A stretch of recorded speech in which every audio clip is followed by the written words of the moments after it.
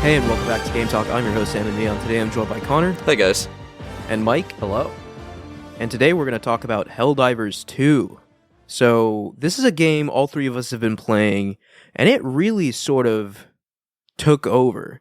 We're only 2 months into 2024, and it seems like we've already had two smash hits that no one saw coming.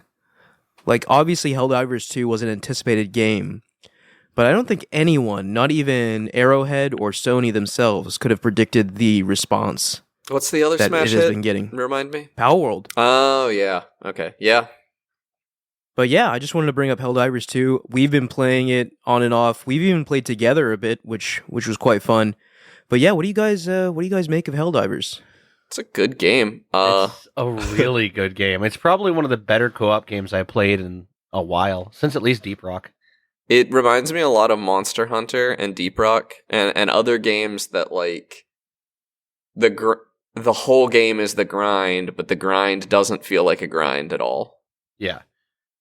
Yeah, like the more I play this game, the more I guess, appreciate how intelligently it is designed. From the progression to just the moment-to-moment gameplay, like all of it feels like, and even the balancing, right? Like the enemies, like there have been so many photo finish kind of moments when you play this game that just sort of happen organically. Yeah, where you're just getting overrun and you have to escape the last second, and the game makes it feel effortless. But obviously, quite a bit of thought went into designing encounters like that. Oh, yeah.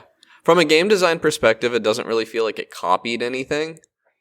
But I find myself thinking of games like Battlefield and games like Monster Hunter, like very different games, but I see bits and pieces of those in the experience here, and I love that. Like the moments don't feel like when you're playing with your friends and you guys do something, it feels like you created a moment. It doesn't feel like the designers created that moment for you. It feels like you did it, and I mean that as a compliment in every way. Like, it feels incredible when things like that happen. It just feels organic. That's Yeah. the thing. Like, and I don't know how they did it, but it's an incredible feeling, and it's not something that only happens rarely. It's like pretty frequent. It's like every match, something Basically, wild yeah. happens. Yeah.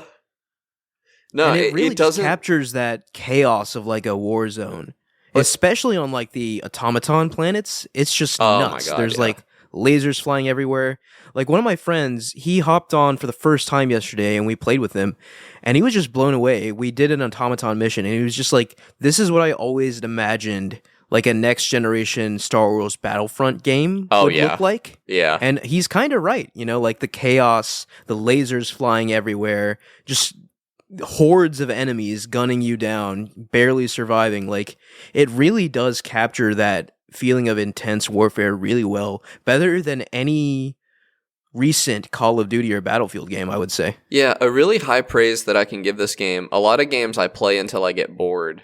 I've found myself playing Helldivers until I get tired. Like, that's usually when I haven't gotten bored of it yet. Like, there's just so much variety. It really does have that one more turn kind of quality to it that I associate with games like Civ. Like, I find myself thinking like, all right, let's just do one more run. Yeah. And a run could be anywhere from like 10 to 40 minutes. So there's quite a bit of variety in it too, but yeah, there's definitely an addicting quality to it, and like, I don't even think it's just the loot or anything. The loot isn't that addicting.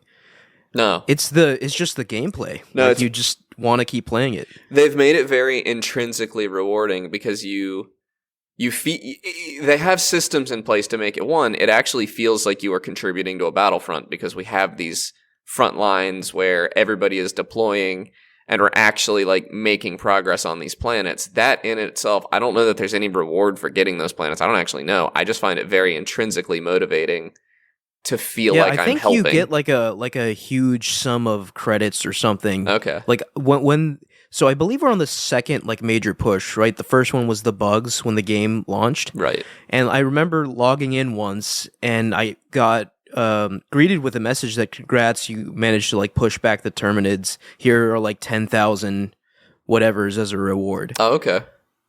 So there is that feeling of persistence even when you're not playing. There's like Helldivers going in and pushing the enemy back, which is a cool thought.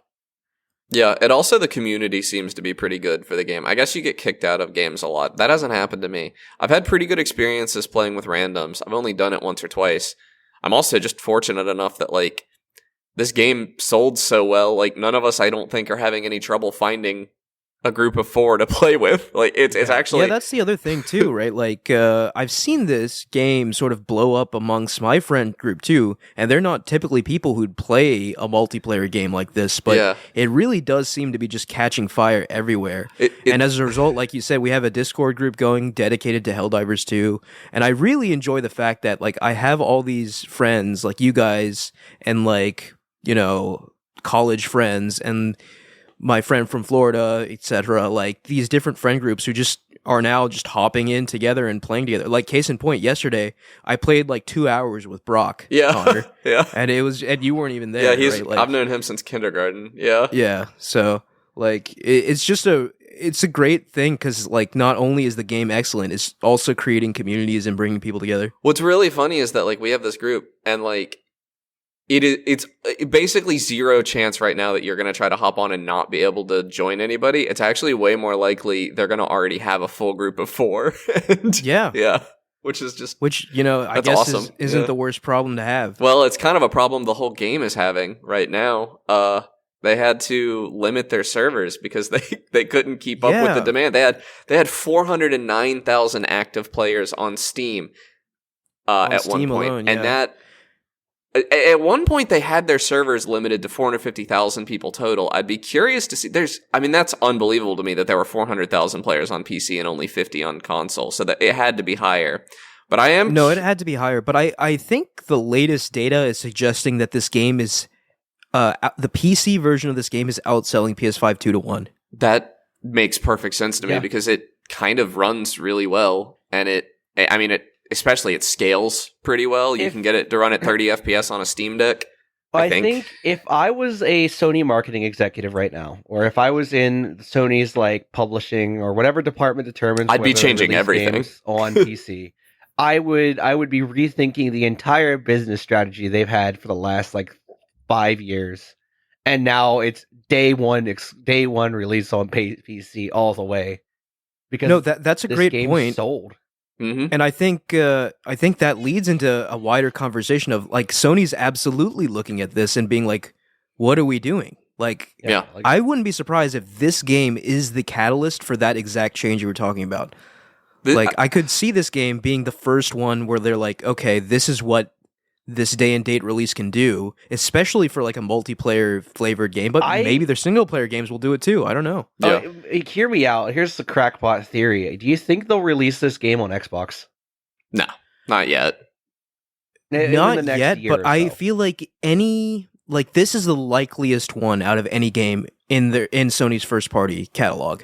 So I think a year, and maybe it would come to Xbox. I could see, like, we fight the fight in Helldivers for a year, and then maybe some insurmountable foe shows up, and they run a recruitment drive and run an event and port it to Xbox and everything. But a port takes time, and they don't have a port ready, you know? Like, this game in particular, like, the Xbox fan base is going to eat it up. It is absolutely. So congruent, I think, with the kind of games that people who own that console really enjoy. Mm-hmm. And especially because, like, I think Helldivers 2 is reaching the numbers where it just sort of, it makes sense, right? Like, without being on Xbox, it's already doing, like, Destiny peak numbers. Yeah. Right? Like, it is, right as of right now, there are 40K on Steam, I think. Hold on. In Destiny? No, in Helldivers. There's only 40,000 people playing right now? That seems extremely low. 400,000, I'm sorry. Oh, okay, that's more like... That makes more sense. Yeah, the peak today was 411,000 on PC. On Steam alone. What's crazy is it keeps peaking on weekdays, too. It's like the same thing we saw with Palworld, like, not even a month ago. Well, it's also, like, the playtime... You have so much control in this game, because it is... The missions can be 40 minutes, like you said, but there are 10-minute missions... but you also have a lot of choice. Like, you can do just the core objectives and knock a mission out in 15 minutes, and that's great. Like, I can just sit down and play a little bit of Helldivers. You don't even need to extract. Really? Yeah, no, I won a mission last night where we finished the main objective, but we all died before the shuttle got there because Yeah, the if you robots fail were to too extract, strong. you just you don't get as many rewards, but you Yeah. still get something. You lose So- your sweet samples. Yeah, I sweet mean, we were samples. doing one of the defense missions, so there were no samples to gather anyway. Oh, okay. Yeah. I just love. I haven't even like. I think the highest difficulty I've done is 5, which makes me feel like I've Same. only dipped my toe, because 5 is where it starts to get hard, in my opinion. Like, Yeah. and there's like, I think 9. Helldiver is 9. Yeah, I think. Helldiver difficulty is difficulty level 9. So we're like halfway.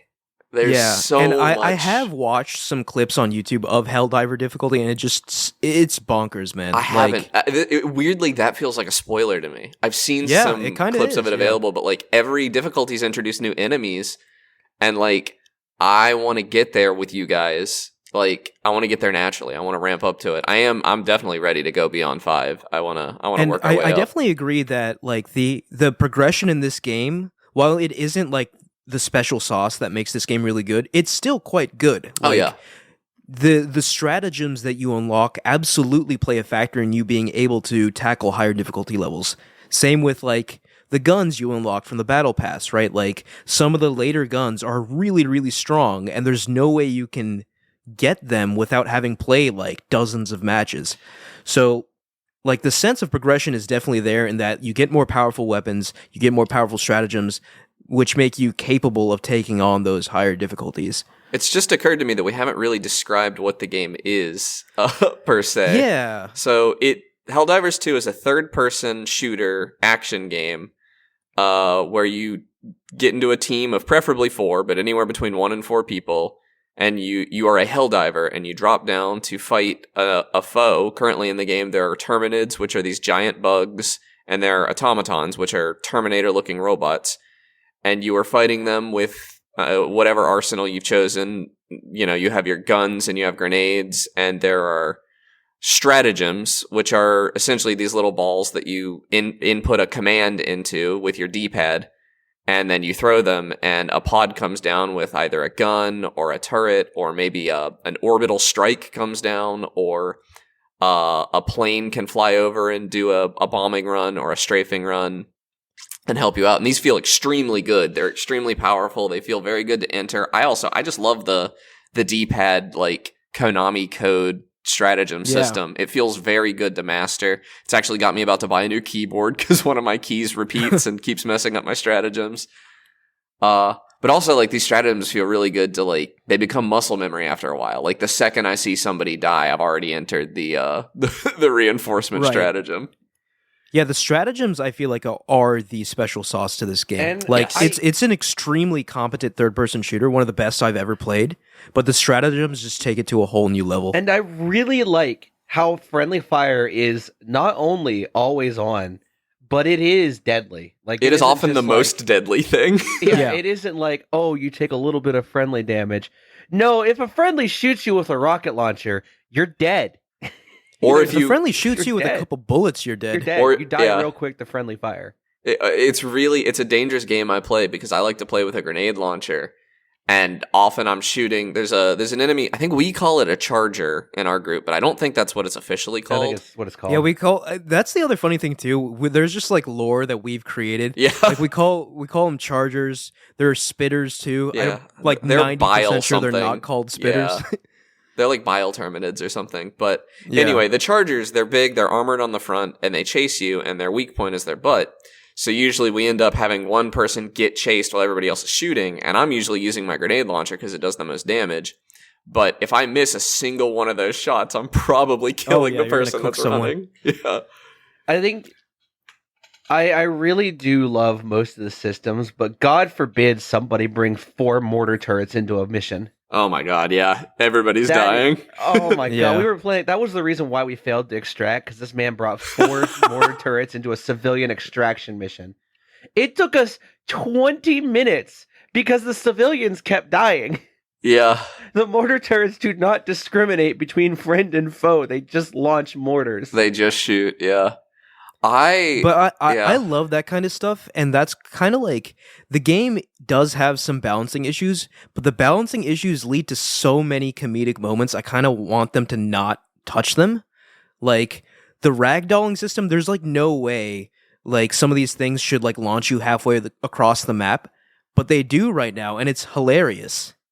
And I think that contributes a lot to like the enjoyment you get out of Helldivers, or just like the comedic things that come up. It's also like on the topic of ragdolls, it's pretty physics heavy in that like it's a grenade heavy game in the same way I'd say like Halo is, and the grenades are physics objects, and like the bug animations have physics, so like your grenades, like if a bug pops out of the ground, it can bounce your grenade back towards you, and that happens somewhat frequently, and you have to run away from your own grenades. Or if you get ragdolled while you're holding a stratagem ball, you just drop it. And now you're gonna get hit right on. You get bombed from orbit. Same thing with grenades can happen. I've seen it a few times. Like my grenades from the grenade launcher don't have a ton of spread, so they tend to knock people over more often than they kill them. But if those people had a stratagem in their hand or something, now we're in trouble. Yeah, now there's suddenly an orbital bombardment on their position.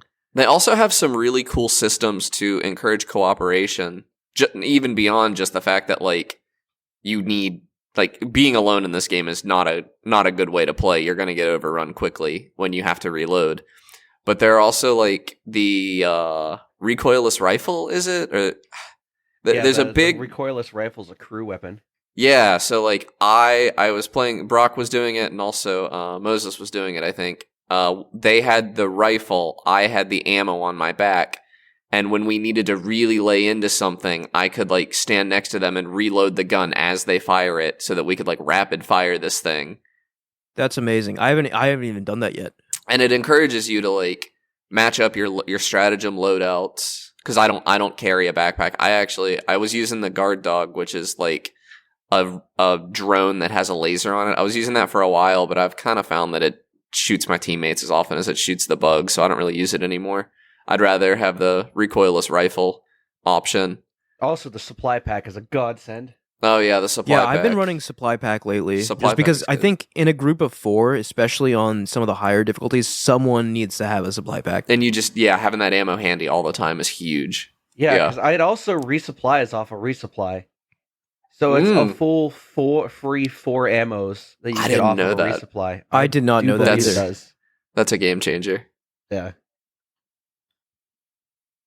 It also, I've come across a fun strategy. There are nests and manufactories, I think they're called, which are the same thing, but one is for the Terminids and one is for the robots. Mm-hmm. And they have you throw, for the nests, you throw a grenade into them to blow them up.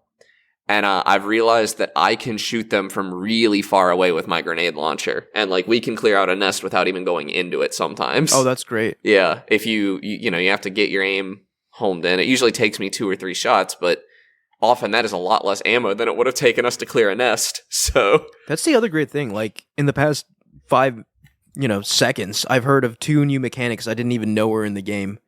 Yeah. So like I definitely feel like this game encourages a lot of experimentation. Yes. And as you unlock things, you'll find new ways to use them. And where this game isn't competitive multiplayer, I hate a meta. I've always hated a meta. And even in games like Diablo, a meta appears that I feel compelled to use often.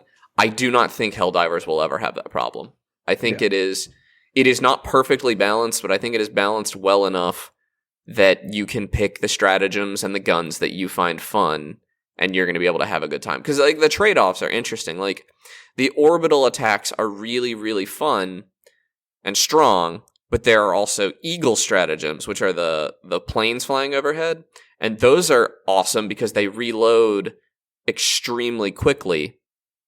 You can use the eagle stratagem several times before the plane has to fly back up to your ship and reload, which is a much longer cooldown. And I really like that trade-off, so I usually run with 2 eagle stratagems because they're really cool. And just suit my playstyle really well. Yeah, the eagle stratagems, at least where I'm at right now, I'm like around level 13 or 14, I think. That sounds right. But the eagle stratagems that I have just pack so much punch, right? Like, the sense of scale and force in this game are done really well. Like, when those eagles fly overhead at, like, supersonic speed and drop those bombs, like, oh, yeah. you feel it, right? Like, it feels powerful. Same with like the other large explosions in the game. Like Brock had a 500 like kiloton bomb unlocked What? when we played yesterday, and it was like a mini nuke. It was ridiculous. How do you even use that without killing your team? No, you, like practice. wherever you drop it, everyone has to be far away because Yeah. it's a huge explosion. But like it was so neat to see. And that's not to say anything of like the actual nukes in this game. Like Yeah. some of the mission objectives have you arming and firing a nuke at like a bug infested area, and when that thing goes off, it feels like a nuclear bomb. You feel the shockwave, the bright light. It captures all of that destruction so well. And also, by the way, on PlayStation, the haptic implementation on the DualSense is very, very good. Oh, I bet that's on PC. I wouldn't play this game with a controller though, even given the option. But Yeah, this game definitely seems like more suited for. Well, that's not entirely I wouldn't true, say that. but, No, like, I think so this is actually something I find fascinating about this game is that one of the ways they have nerfed keyboard and mouse is that where you are pointing is not where your gun is pointing. You have two reticles on the screen. So right, and that's on the console version as well. yes, and but it does mean that like I cannot aim faster than you. Like Yeah, not really. I can whip around. I can do a 180 much quicker than you, so I can see. But I'm still like lagging behind while my gun catches up to me. So, and not that it matters anyway. It's a PvE, so like the competitive nature. But no, I don't see a ton of advantage on a keyboard and mouse with this game versus a controller. It's just how I find it more comfortable to play. and that speaks to also like there's no advantage, and it also is just seamless playing across console and PC. And not every game can claim that, but Helldivers for sure. Like it's just there are no issues. Yeah, zero issues. Plus, the game makes it feel like you're fighting a war. Like, no other game truly brings the scale that Helldivers brought to, like, a galactic war. And And the presentation is key, right? Like, and the presentation is something this game nails. Like when you're in your ship and you fly to a new area, right? Like you actually see the ship like flying over, and you can see the planet rotating. Or if you have to go to a new system, you actually see it warp. And when you actually drop from the hell pods, like you see the ship launch the pods, and you see the pods enter the atmosphere on fire. Like all of it is done just so well. And, the game, like, you can see other players' ships out there as well. right? Even while you're in the that's mission. another cool thing Yeah. that I noticed. Like if you go to a more heavily contested area, there are more ships there. Yeah.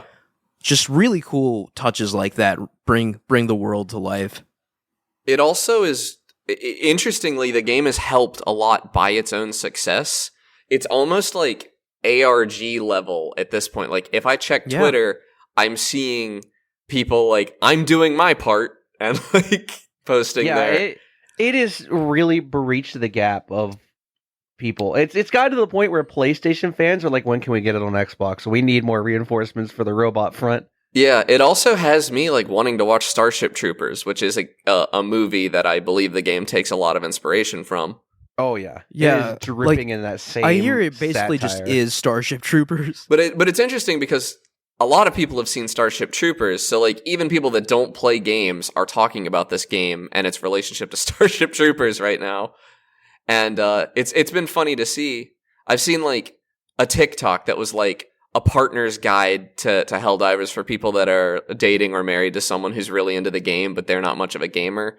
It's like there was like a script of what to talk to them about, and like it was like kind of Rosie the Riveter-esque stuff, like how to support your soldier. Oh, that's funny. Yeah. Yeah, I like like the I don't know. community. The community really came out in droves to support this game. Yeah. The game really wears its whole like sarcastic, for democracy sort of cavalier attitude on its sleeve, and it works, right? Like it knows it's being ironic, right? And that's good, right? Like it's not unironically gung ho Yeah, so I mean, about its jingoism. It is earnest though. yeah, it is very earnest about it. Sometimes when those Helldiver call-outs start going, you start feeling you're full of determination. Yeah. Like the game will get its claws in you and really start fighting for Super Earth about midway through a mission. It also it takes the parts of Starship Troopers that you want and not the parts that you don't, which is like it is the like it takes all the fun parts of being in a fascistic imperial military Right. and lets you do those. But even someone that definitely approaches games at that level, I'm not thinking about it at all, and I don't tend to think about it at all. Yeah, I don't. No, I really mean, like, think it's about, very oh my clearly God, we're the presented bad at- guys. It's very clearly presented as a joke. Yeah. You know, like it's not. They're extremely self-aware, and that makes it funny. Yeah, it is. Come here, have your fun. Like, sure, we could get a little angry that we're killing bugs for fuel, you know, but like at the same time, I just really hate those bugs, and you know what? It's fun to kill them, so I don't care. Well, they also this empire does not value its own citizens. Like there was a very popular post on the subreddit, like viral, I dare say, that was like, you all aren't thinking democratically enough about the civilian rescue missions. That mission says you have to rescue 30 civilians. It did not say which 30. And it was Yeah. it was advising people to use civilians as a distraction to get the yeah, that's what automaton we were fire. doing. Yeah. Yeah, We- I mean we lost- that's a viable strategy. I think we killed. I personally killed like 8 civilians with one orbital strike.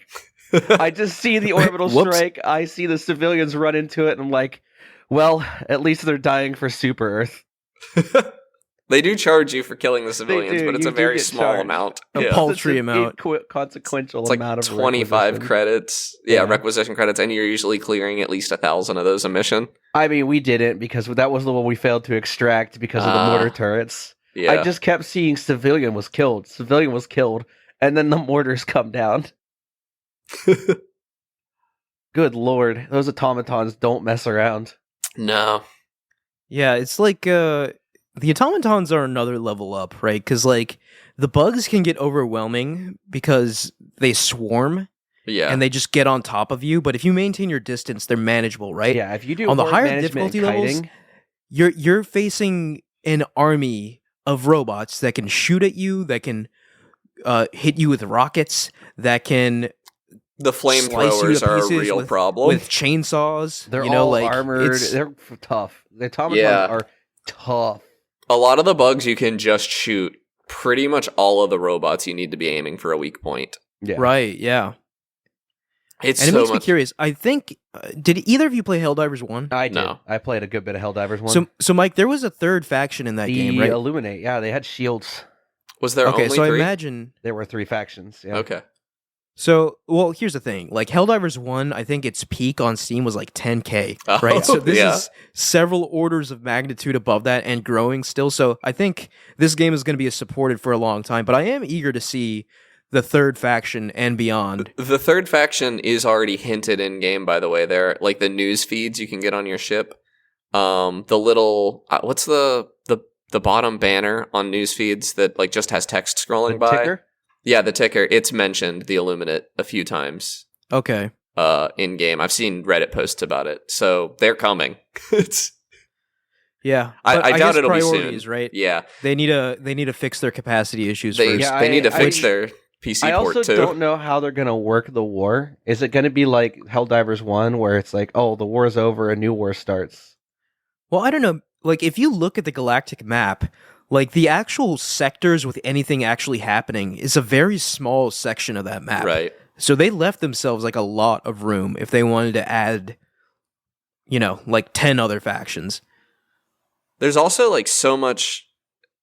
If anybody ever makes it to Super Earth, that's like a whole other game, like defending a heavily populated planet, like a city. Yeah, I think one of our buddies, Moses, right? Like he was saying that in the first game, that like eventually got to happened, that yeah. point where the war was pushed to Super Earth and you were actually on Super Earth fighting. Calling So I could see, like this is going to be an evolving game. Like, so I'm excited to see things like that happen in the future because like they're only going to keep adding new locations, new enemies. So I foresee this game being fresh for a long time. I'm calling it now. When someone gets to Super Earth, that's when the Xbox port comes, if at They'll all. be like the National Guard, army coming in contingency. clutch. Yeah, at the 11th hour saving us. Yeah, the Deus Ex Machina that comes in. Yeah.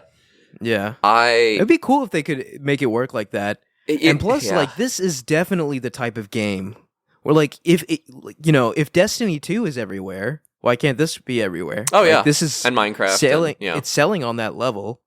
I agree. So I mean, I want them to fix the servers first, because right now I can't even get to the login screen. It just black screens. I suppose it's like a pretty good problem to have, but it is a bit frustrating that it's been a couple weeks now, and I think the server issues are worse than ever. Yeah, because people keep buying the game. It is actually. I mean, the game is definitely going more and more viral. More and more people are buying it, and it just can't handle that capacity. And it's not a server issue. No. Like I saw a tweet or something by one of the developers that's saying it's actually an issue with an unoptimized backend. Right. So like their code needs some optimization. So it's not just a question of like provisioning more server capacity. Right, because that's so more or hopefully less they easy. figure that out. Yeah, they need. And there's a patch out now, I think, that might. I haven't played the game today, so there's a patch out now. But the CEO was actually on saying, like, there were people like having FOMO or something, and the CEO was like consoling people on Twitter, saying like, guys, you could wait a week or two so that our servers actually work before you buy the game. Yeah, no, he seems like a really chill guy. And like, I think it's because their studio motto is make game made for everyone is a game for no one. And I think like their whole design philosophy was making a game they wanted to play and not like what they thought people would want to play. And I think that's a good philosophy. Always works. Like when people make a game that they personally want to play, they're going to find people that'll want to play that game. I wouldn't say that always works, but the best games you're going to play are probably made that way. Yeah. Like a Lethal Company comes to mind. Factorio comes to mind. It's a niche audience, but Satisfactory. If you like focus in on an audience, you're going to produce a better product for that audience. Yes. Than if you did the Ubisoft Skull and Bones approach, Yeah, and make a game nobody wants to play that costs $70. Make a $70 game that's meant to appeal to everyone, and then no one plays it. I agree. No, yeah, this was like definitely you could feel the genuineness that went into this game, and it's been in development for quite some time. I think like 5-7 years, something like that. So I'm really happy for Arrowhead. Like, this is a success beyond their wildest imagination. And, like, very clearly, like, I think Sony would be fools to not add Arrowhead to their first party officially after something like this. But we'll see what happens. That said, I'd rather them not. I'd rather Arrowhead never get acquired and them have the freedom to do what they want to do. Yeah, I agree. But I do think, like, they've been working with Sony. It's like it is like a Housemarque situation, basically, where Housemarque made so many games with Sony, worked so closely with them for so long that, and same with Insomniac, so it seems like this is the trajectory they're on. Yeah. But I do think in the future, whenever they make new games, like, absolutely that their games should just be everywhere. Like, they clearly have the chops to make smash hits. Well, I guess they probably have more than one team, but I see Helldivers having some serious staying power. I don't see another game coming out for a while. Oh, yeah, for sure, yeah. No, especially with its peak is, like, already, like, 50 times that of Helldivers 1. Yeah. And it's only growing. Like, we're seeing peaks on weekdays. Yeah. So, like, I'm curious to see how high this thing could go. Granted, like, we're not seeing Pal World numbers, but we're seeing, like, pretty... like the next best thing, basically. Well, bear in mind, the game's still pretty new, and spring break is coming up. Yeah. So, I don't know for who all it's coming up, but it's like the local university, it's like in a week or two, I think. But yeah, like I was reading like Sony's recent financial woes, right? Like their issue right now is that while they generate the most revenue out of like the major first parties, game publishers, what have you, they don't have any profit, basically. Their margins are virtually non-existent. And Hiroki Totoki, maybe that's his name, I might be getting it wrong, but he came out and said that one way to improve our margins is to have high-profile games released on PlayStation and PC. So, like, you bet they're looking at this and being like, okay, this is how we get ourselves into better financial straits. I'd love to see it. I will say, we've had a lot of praise for this game. It is not without its design-wise. I think the game is almost without issue. Like, I really have a hard time finding a game issue with this, but it does crash a lot for everyone. The PS5 is not immune to crashes. I've seen definitely seems like it crashes way more on PC than PS5, but I agree. Yeah, this is an increasing problem with dev teams. It doesn't seem like they test on AMD hardware at all, is what it feels like. Like, it is insane that they shipped a game like this that I have to like. I agree. Like, AMD certainly seems like an afterthought for most developers. Which is crazy because they're not the leaders, but they're not a small percentage of PC gamers. Like, these are... No, certainly not. There's only two options. Or no, there's three options. Intel, but nobody buys those, to my knowledge. So, you should... Like, the 7900 XTX, it's like the second best graphics card you can buy right now. Why am I getting driver level crashes in this game with that? Now granted, I've been able to fix it by like limiting the frame rate in the game and turning some settings down. I should, and this isn't exclusive. I'm not dunking exclusively on Arrowhead here. This was a problem with Starfield as well, although I never even bothered to fix it in Starfield because the game wasn't good enough to bother. But why I shouldn't have to fix this game as the consumer. This should run, it's $1,000 graphics card. This game should run. I don't know if AMD needs to fix it. I don't know if Arrowhead needs to fix it, but it should be fixed. It's ridiculous. Yeah. And this is not a rare issue. And granted, I feel your frustration. It's not just AMD, to point out. Moses was having crashes on his PC as well. I think only one or two before he just did what I did and adjusted the settings so that it would stop happening. But, if I can run the game at a good frame rate at max settings, I should be able to run the game at a good frame rate at max settings. This is crazy. Yeah, no, I agree with you. There are certainly some issues to sort out on the crashing front, on the capacity front, but I do think it's worth saying that even with those issues, it is not deterring people. No, people are turning this game on, waiting for the queue to let them in. Like, well, I think it is crazy. The beauty of a game that is so intrinsically rewarding versus extrinsically, so that is to say, a game that is just fun to play, I don't really care about the rewards. Yeah. I think if I cared more about the rewards, I would be really upset about the crashes because I'm losing progress in that. But at the end of the day, I don't actually care about progress in this game pretty much at all. Yeah, and that's such a unique position for a games as a service game to be in. At least games as a service games as we know them today. Like, almost all of them are loot driven. Like, right. Like, you bet your bottom dollar that Destiny 2, while it was really fun to play, I wanted those exotics. Like, no, and like that's the reason I was grinding in that game. A little embarrassingly, this has been a very boring Fortnite chapter in my opinion so far. The only reason I've been playing it, well, one, it's just a way to talk to my friends and play a game for a bit. But the reason I've been playing it over Helldivers a little bit is that I wanted to unlock Peter Griffin. I cared about the loot because I think it's funny. But yeah, other than that, like, I probably will slow down pretty hard on Fortnite now that I got the loot that I want.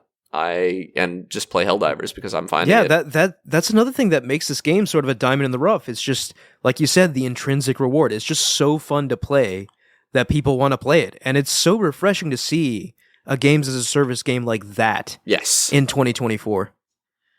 Yeah.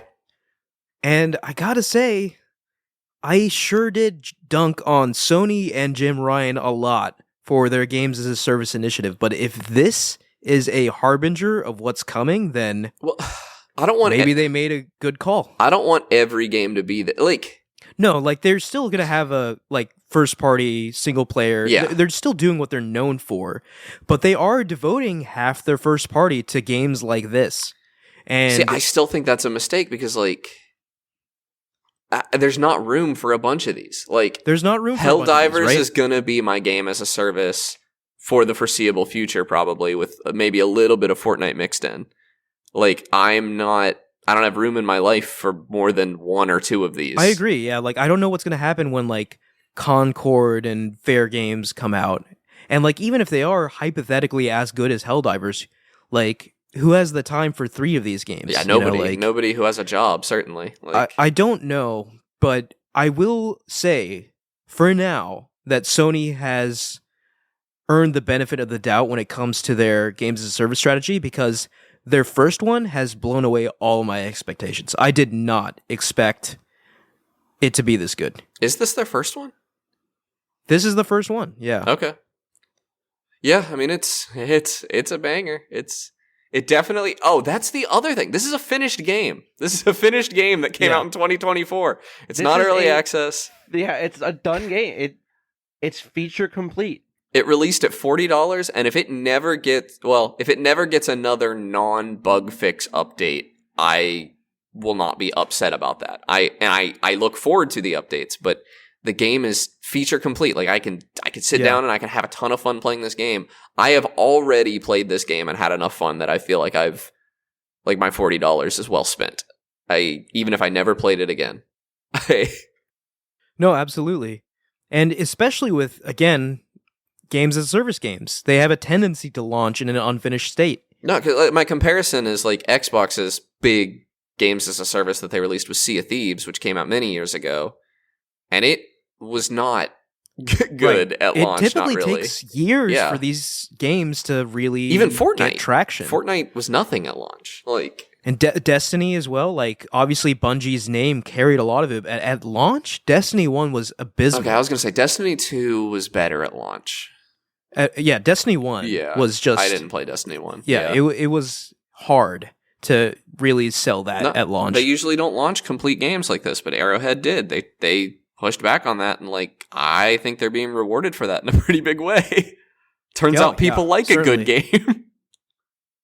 Yeah, I'm just so eager to see. It's fascinating just watching the numbers. How high can this thing go? Because I do feel like this thing penetrated some kind of mainstream barrier. I hear it being talked about all the time. Friends of mine who don't usually play these games are playing Helldivers 2. I think there was just latent demand for a game like this, a big really budget co-op game. It's been a while since something like that came around. Monster Hunter's never really been able to grip people. It doesn't. Monster Hunter's very... I have a feeling... what is it? Wild. Rise? Wild? Yeah. Yeah, I have a feeling Wild is going to be insanely massive. I hope so. Way bigger than their previous games. But it's an RPG, which I feel like makes it... Monster Hunter's very RPG. It's very Japanese in a lot of ways, and I feel like that makes it a little more niche than something like Helldivers, which is very simple. Monster Hunter is also very complicated, and Helldivers is not complicated at all. It is not interested in that so much. No, it is a very low barrier to entry, but obviously if you want to dive into the mechanics, there's a lot there. Oh yeah, there's a lot to learn. There's a lot of mechanical complexity, but that's in the mission. I'm not in Monster Hunter. Sometimes you're packing your gear and everything in a specific way to hunt a specific monster. And, going in with a plan and everything. Helldivers, you can do that, and at the higher difficulties, you probably should. But mostly, I'm just shooting stuff, and I'm making big explosions happen. Yeah. And I'm in the background learning better ways to do that. But it's not I'm not sitting down and thinking it through before a mission very much. It's just a recipe for viral success, because not only is the game good, it's hilarious, and the team-based friendly fire kind of aspects to it only add to the hilarity, which make it more viral. It's also, this is a really pretty game. Oh yeah, the lighting is gorgeous. Yeah, it doesn't, well yeah, I mean I guess it's 1080p 60 FPS on PS5 or 4K 30. I've been doing and the 1080p did bother me a little bit at first, but then I upped the sharpness, and now it's not really mattering too much. The scaling is pretty good in it. I've been running it on quality, I think, or ultra quality. I had it at native 1440 or 30, whatever 1440 ultra wide, whatever that resolution actually is, and I had to turn that scaling to ultra quality in order to get my graphics card to calm down and stop crashing. And if I'm looking, I notice it, but in the moment to moment, this game is just beautiful. Its art style is insanely good. The fog, the volumetric lighting, all of that is so good. It's I don't really care if a game ever looks better than this, that level of quality to me. I think that's a separate discussion, but I agree with you in general. Games don't need to look better than that. Obviously it's nice if they do, but if it's at the cost of I don't know. Like, if it's at the cost of, like, waiting 3 more years for a game, absolutely not. Or a ballooning budget that is unsustainable. Yeah. But yeah, I don't know. Like, it's just so good. Like, I just remembered another, like, funny anecdote. I was playing with Brock, Dylan, and Josh yesterday, and we were doing the level 5 bug mission. And, like, I'm still seeing new things in this game, like, every time I play it. So, case in point, this time, we were clearing out a nest. A charger came out and charged me. I jumped out of the way. The charger hit the nest, destroying it, and also dying in the process. Oh. I was like, huh. And then we saluted the charger as a true patriot. That is one thing I wish I could have more than one emote equipped in this game, because the salute is evergreen, always hilarious, but the other emotes are also really funny. Yeah, no, I'm sure that's something they have on their plate, is just like a quality of life. Yeah, but they have to update. fix. Yeah, they got to fix the actual issues keeping people from playing first, which is why I don't think my graphics card stuff is going to get fixed anytime soon either, because they got to get those servers working. Yeah, that's priority number 1. Fixing whatever back-end issues are preventing the scaling of connections to these servers.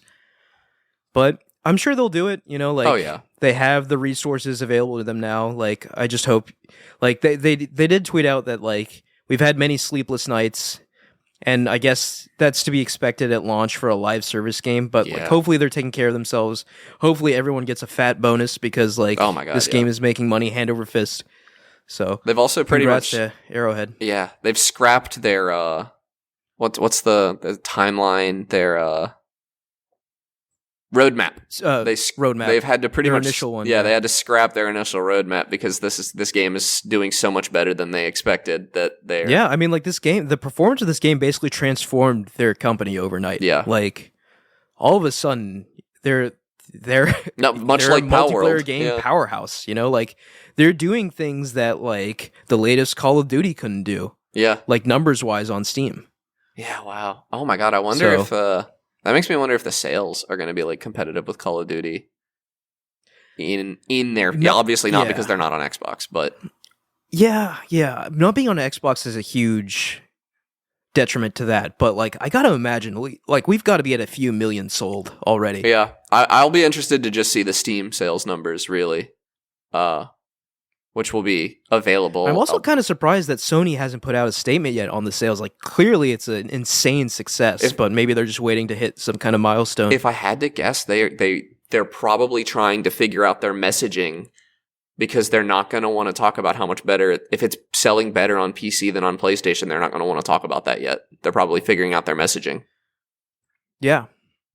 I can see that, and I don't blame them for that. This game is going to be the thing that pushes the pendulum in the other direction. Like, I would be very, very surprised if we're still getting PC games significantly later than PlayStation after this. Yeah, I don't think we'll have another 2-year wait after this.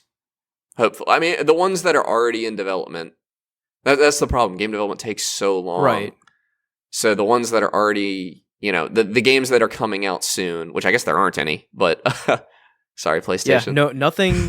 So for Sony in particular, there are no existing IPs coming this year. So there was some fine print there. I initially read that as no first-party games, and I was furious. But that's not the case. So we will get something this year. They also said specifically AAA, so there's, like, rumors there's an Astrobot game coming. Right. Astro would be huge for me. Like, same. Like, we've said it before on the show, Asobi is truly a special team, and they're cooking something kind of like Nintendo-esque over there. Genuinely. With Astrobot. Astrobot is so... Astrobot Rescue on the PlayStation VR proved that, like, there's value. I've played a few other 3D platformers in VR, like demos and stuff. Nothing even comes close to me to Astrobot. It is so fun. It is so... The way they used the fact that your controller is in the world with you and everything, the track, like, that was something that you could only do on PSVR.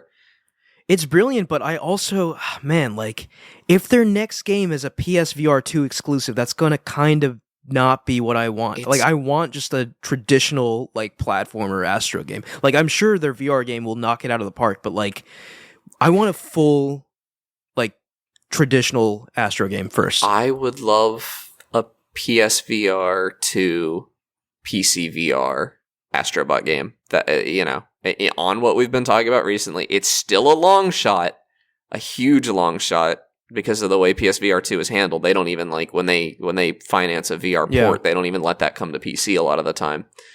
But a boy can dream. I would love, and frankly, it'd be really nice to see the original Astrobot Rescue playable, because right now it's locked on PSVR 1, which is not a system that many people have access to. At the very least, give that game a PSVR 2 makeover. The that's a dream for really me special game. would be porting that to the MetaQuest, because I think the Quest 3 could handle that game. Yeah, I don't know, man. Like, you say you're doubtful, but like with games like Helldivers 2, PlayStation is only going to get cozier with PC. I know. So, and I'd like to see them get cozier that future is coming. I just don't know how far away it is. I'd like to see them get cozier with Meta and Steam VR as well. If I'd love to see it. It would be huge for the VR industry. Yeah, it's just a question of like Sony positioned themselves as being like, hey, we really believe in VR and we want to push it. Now, I think they need to really kind of put their money where their mouth is. Yes. If they really want VR to take off, they need to bring some of their games to other platforms. Yes, and we need Half-Life Alyx on PSVR too. I'll say it a million times. I cannot believe it. The numbers just aren't there. Valve is probably looking for money to do that, because there really aren't that many PSVR 2s. I know VR as an industry is growing and growing pretty healthily, but I think it would grow even faster if, no one's buying a VR headset for a game yet. I'm sure that's happening, but not in the same way. That happened with Half-Life Alyx. People are buying Uncharted or people are buying a PlayStation for Uncharted, for example, right? I don't know. Valve sold a lot of indexes to people who wanted to play the new Half-Life game. That did happen. Half-Life's probably the closest analog there, but what I'm getting at is that until we get to a healthy ecosystem of hardware, I think it's just best to just put it everywhere. Maybe put aside your differences, band together, and just push VR as a whole forward before we start talking exclusives and come here to play this game. I agree wholeheartedly, and a lot of the big people in the industry agree. Meta, while they do push exclusivity, they have sort of committed to not making the Quest a walled garden. They are supportive of side-loading apps and everything, supportive of PC VR, and using their headsets for PC VR so people can play Steam games and stuff. Sony needs to get on board, in my opinion. I would love to see the PSVR 2 opened up to be a PC headset as well. I don't think they're going to do that, but that would be huge. Yeah, I do genuinely believe that right now is a very critical time within Sony, where they're really sort of reevaluating their identity. And I think just in the interest of money, they'll come to the conclusion that they need PC. I think so too. So once again, as always, it's just an exciting time in the industry. I'll say it feels really validating. Things change so quickly. Because I was kind of, when we did our Sony episode, I made a lot of claims about what would happen if Sony would bite the bullet and release a game day and date. And I feel really validated seeing it happen, because I was just saying stuff, I was going on vibes in a lot of ways. Absolutely. This game really proved your hypothesis. Now, I will say, though, for me, the true test will be if a single-player game comes out day and date on PC, and we still see it explode. If that happens, then I'm all right, kill the first-party strategy.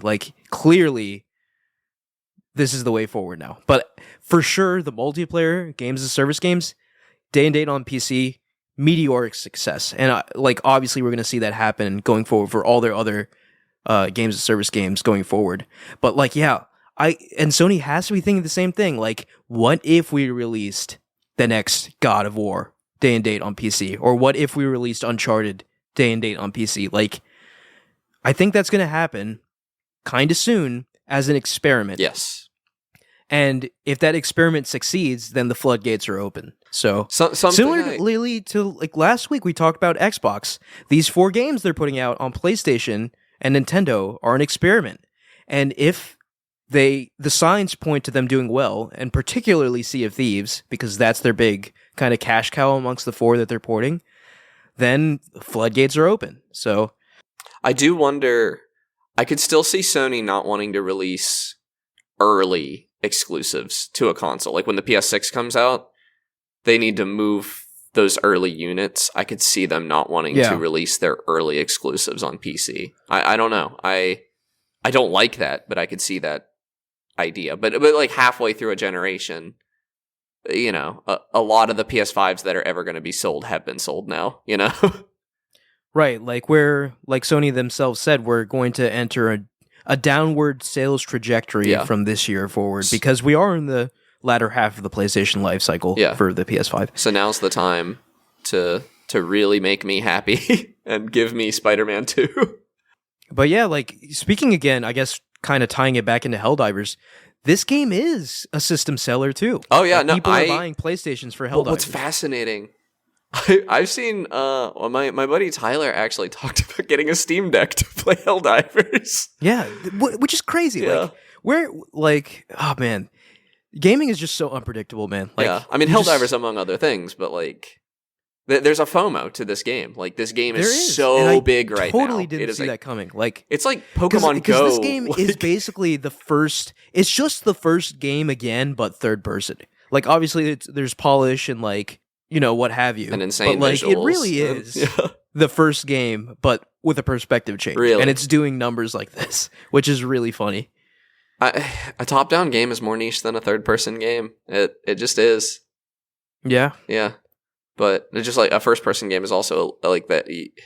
I guess calling that niche, but there are people who can't play a first-person game because it makes them motion sick. A third-person camera like this is genuinely, I think, the way to appeal to the most people. And plus, if you really want to in this game, you can aim down sights in first person. Right, and sometimes it's advantageous. I don't do it most of the time, but yeah, as a third-person game, like, you'd be hard-pressed to find a better feeling third-person shooter. The sound design. I can maybe think of 2 that are competitive, but, like, it's a very rarefied air. Yeah. Yeah.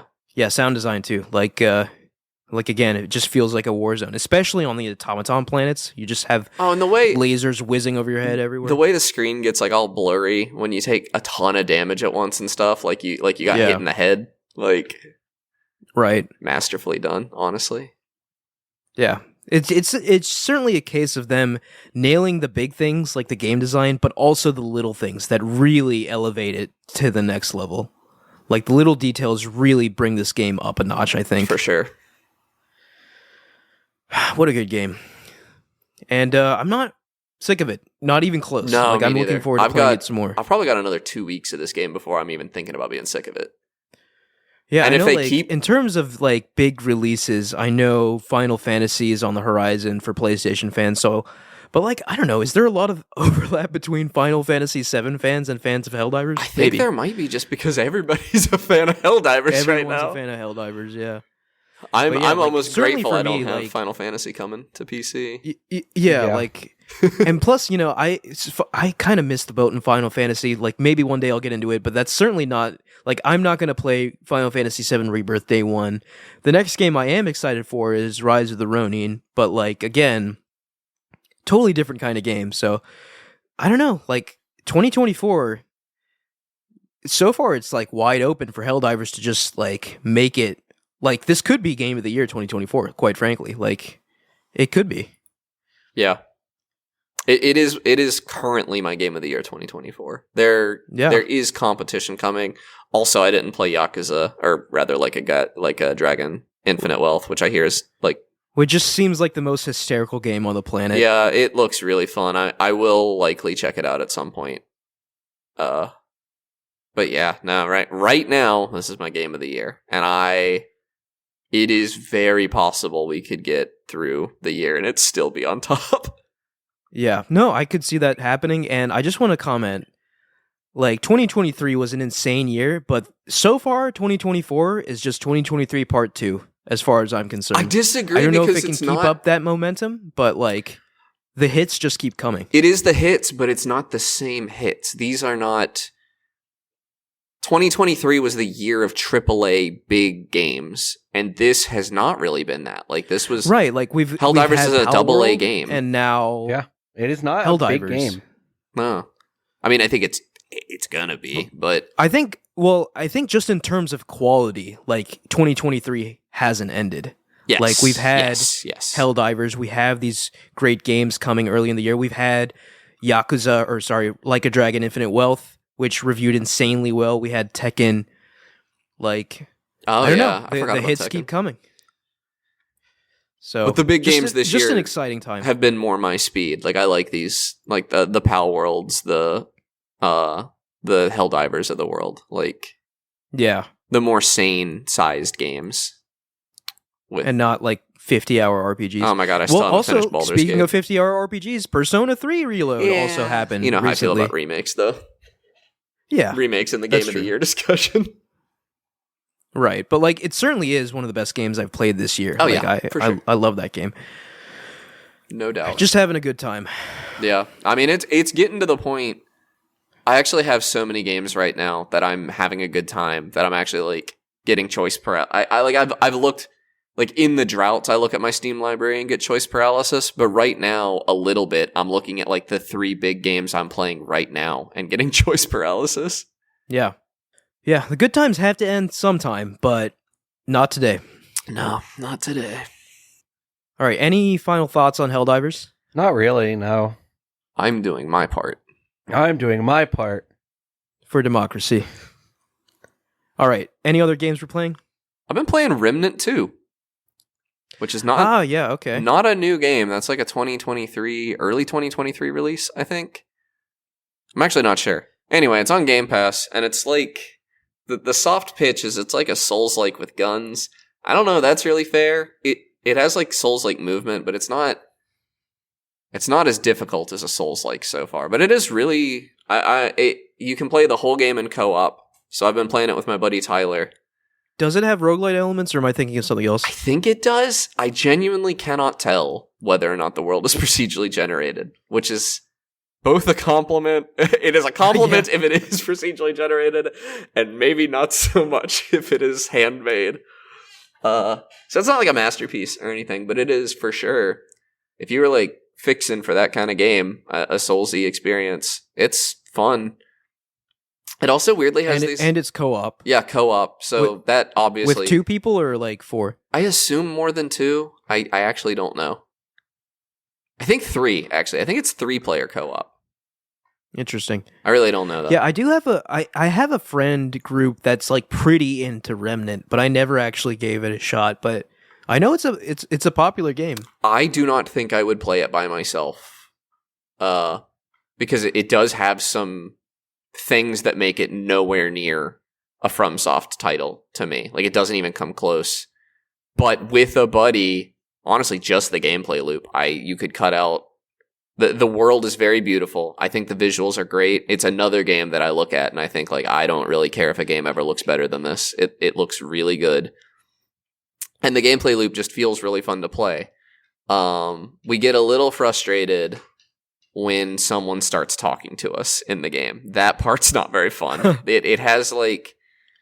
It tries to do, like, Soulsy, like, Elden Ring kind of writing, except, like, that works in Elden Ring because there's not very much of it. And there are, like, minutes of dialogue at a time in this game sometimes. And that is extremely boring. And I skip it, and then I wonder if I'm going to need it later.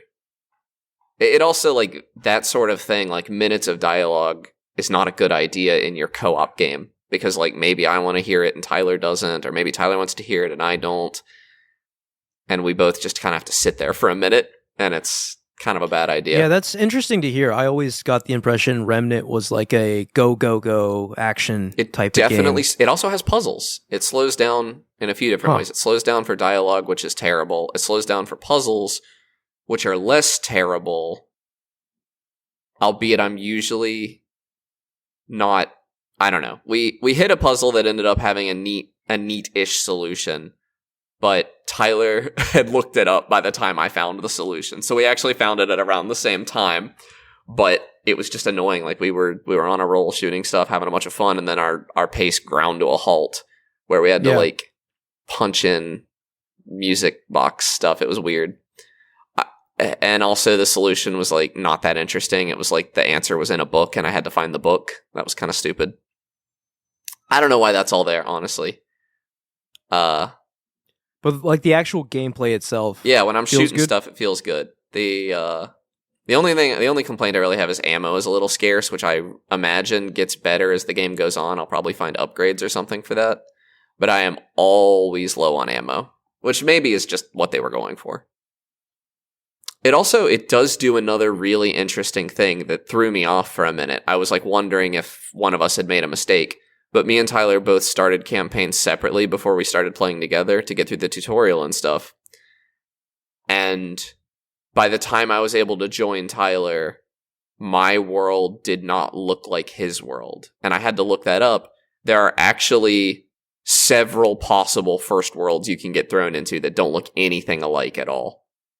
So, like, he was in this big forest with, like, birds flying around and, like, tree enemies. And I was in, like, a castle with these, like, scary vampire elf-looking things. Totally That's different. Interesting. Yeah, and I guess it's just random. There's a handful you can get thrown into. And I think you eventually play through all of them, but it's random which one you go to at what time. And I think that's cool. But it was really confusing because I was convinced like one of us was playing the main story and one of us wasn't. I was like looking it up, trying to figure it out. But I think that's a great idea. You know, no two plays are the same. And as a result, like when we got stuck we were playing mostly on his world. And when we got stuck on a boss, we played in my world for a little while. It was all new content to us. And then we came back and we were able to beat that boss pretty easily.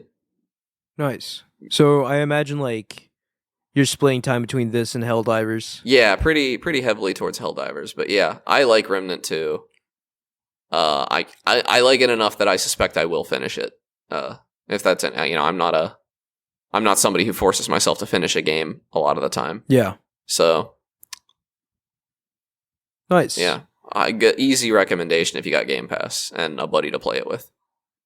Mike, have you been playing anything else? No, I really haven't. Other than Helldivers, I've been kind of like away from my PC all week. Yeah, I've also just been playing Helldivers with a little Persona 3 sprinkled in there for good measure. But yeah, this game has really consumed my time. And it certainly doesn't help that like all of my friends are into it too. So it's like it compels me even more to keep playing. But yeah, let the good times roll, I say. Yeah. Because I do think it's rare for a multiplayer game to come out which like captures everyone's attention like this, at least with my group. So I'm excited that it can still happen in this day and age.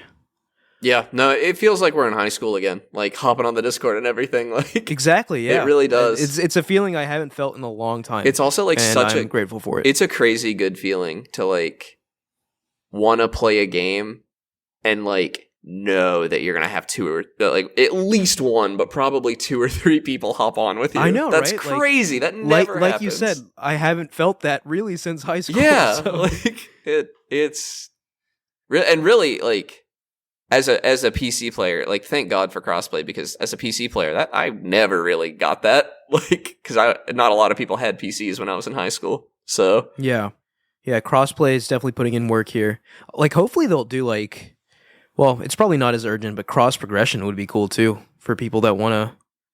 Oh yeah, both. Yeah. If you were to get it on PC, because you mentioned wanting to be able to give it a shot with higher resolution and stuff on your PC, that'd be nice. But priorities, right? Get the servers working. For sure. And like how many people are going to double dip on this game? Some. Yeah, sure, not that many. Yeah. But yeah, Helldivers 2, awesome game. We'll probably play more tonight. So I'm now busy tonight, unfortunately. I'm not. Yeah, me neither. But thank you all for listening.